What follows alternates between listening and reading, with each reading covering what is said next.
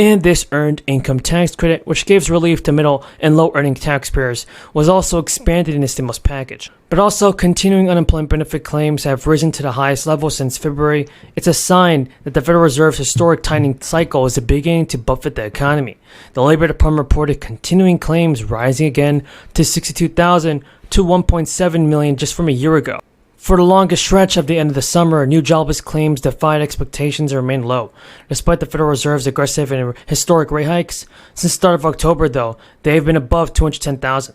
The Fed has been aggressively jacking up interest rates to tame inflation, but the trade-off is that rising rates, slow demand, can result in a recession. Last month, the central bank, another huge 0.75 percentage point, increased again, or 75 basis point of a rate increase. So it was the fourth such increase in just 5 months, the largest increase in 4 decades. Jerome Powell has also made it clear that the Fed won't even be tightening up its inflation starts until next year. Powell has even stated that the full effects of a rapid tightening so far are yet to be felt.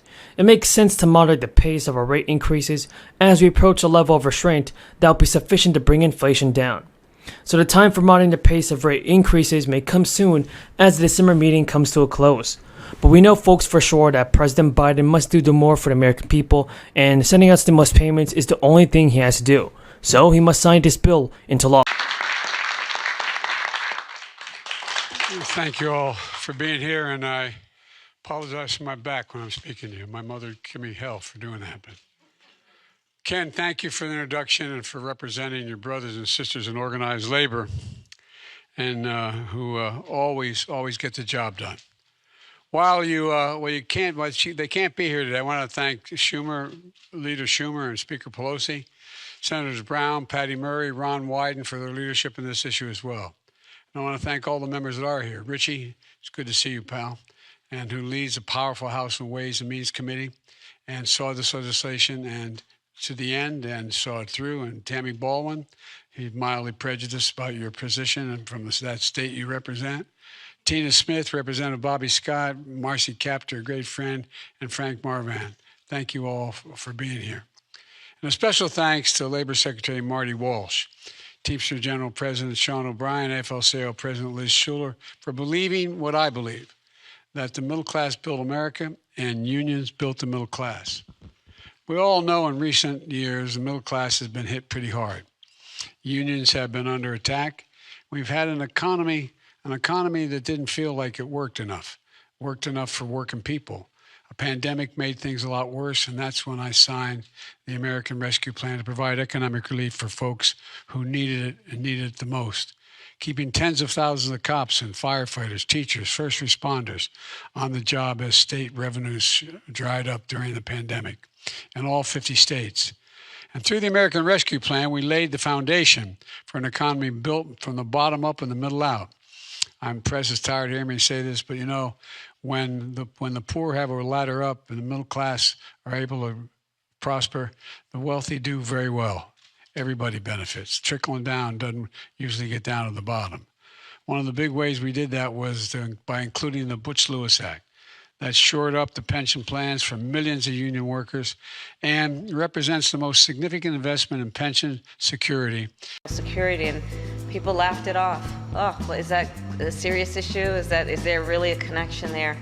And it's only been a few short years where people are, because of the extreme nature of it and the rapidity of the time that has passed in terms of the escalation of the issue, that people are finally understanding what you all have been working on for years.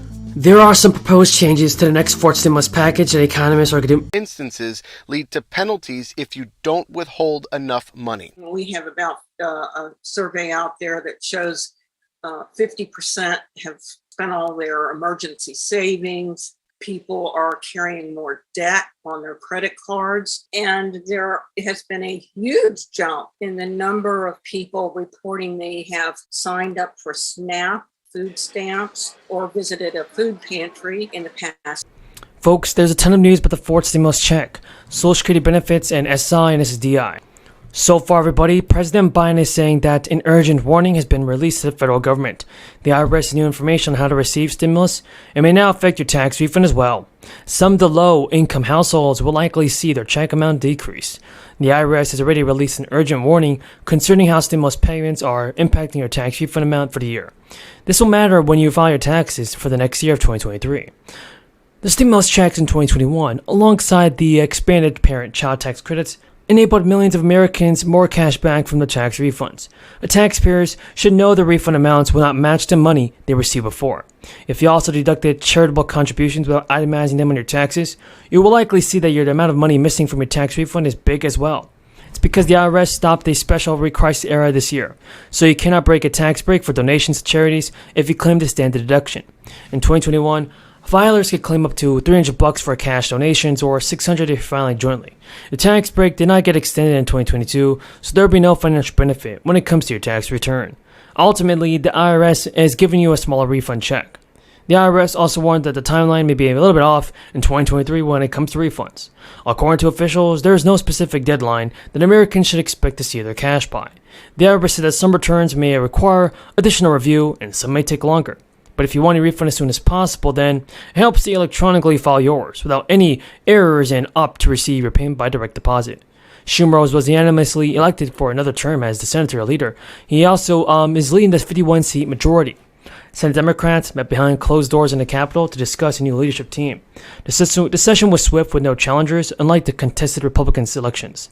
So Schumer said after the announcement, "We had a great unified meeting. We were both very glad about what we were able to accomplish in the last Congress and setting aspirations that we will accomplish as much as in the 2 years."